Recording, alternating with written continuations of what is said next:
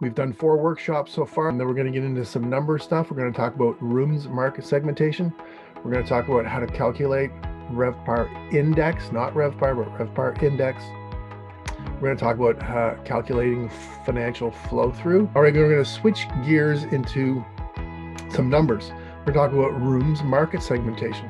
So in our business, there are typically 3 main segments. There's the transient or leisure, there are groups, which are meetings, and then there are business travelers, corporate. Those are the 3 big groups.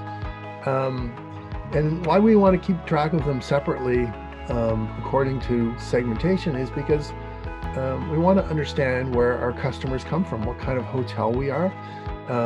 Different seasons, different segments produce different numbers, and also with each segment come different costs. You all know about internet travel agents, the Expedias of the world, and other commissions that certain parts of our business generate, as well as credit card commissions. And then on the other side, we have different spending habits when it comes to different customers. And on the third side of it, we actually have different costs related to looking after these guests when they're in-house. Maybe in our hotels, business travelers are great to see because they hardly ever use the room.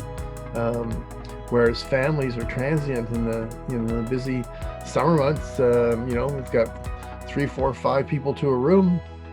They can really make a mess, and it takes more time to clean up after them. With groups, we know when they're arriving, we know when they're leaving, they kind of move around the hotel together, they eat together, they're very efficient.